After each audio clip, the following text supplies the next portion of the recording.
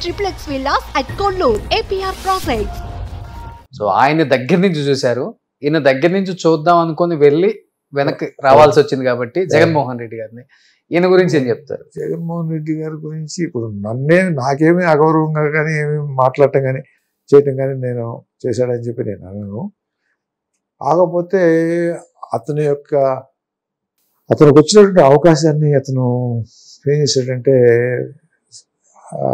పుణికి పుచ్చుకోలేదు అనేది నా భావన.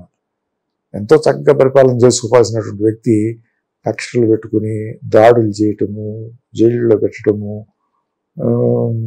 ఈ తర్వాత కరప్షన్ అంటారా, ఓకే మామూలుగా లేదు, లిక్కర్ కరప్షన్ కానివ్వండి, ఇలా మైన్స్ కరప్షన్ కానివ్వండి, దాన్ని ఒక పాలసీ లాగా తయారు చేసి పెట్టేశారు. ముఖ్యంగా ఈ లిక్కర్కి సంబంధించినటువంటి విషయంలో ఫెంటలైజ్ చేసేసి దాన్ని నాసిరకమైనటువంటి లిక్కర్ని జనాలకు పంపించి తర్వాత నేను సర్వే చేయించాను చాలా చోట్ల. మీకు ఈ లిక్కరు అయిన తర్వాత అంతకుముందు మరణాలకి తర్వాత మరణాలకి ఈ రాష్ట్రంలో దాదాపు ఒక 50-60 లక్ష దాకా సంవత్సరానికి మరణాలు పెరిగినాయి. Only because of the liquor. వేరే ఏదో జబ్బు ఉంటుంది, అతనికి జబ్బు ఉంటుంది, కానీ ఆ జబ్బు అగ్రివేట్ అయిపోయే దానికి ఏంటంటే ఈ చీప్ లిక్కర్ అనేటటువంటిది.